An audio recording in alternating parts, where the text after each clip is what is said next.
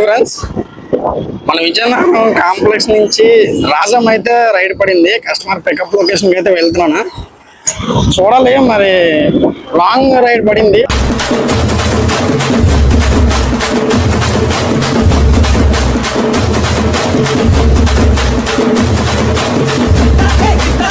రాజమా ఒక్క నిమిషం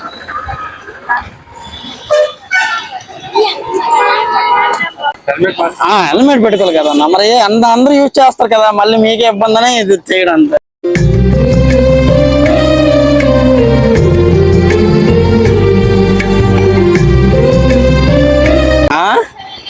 నీ సేఫ్టీ కోసం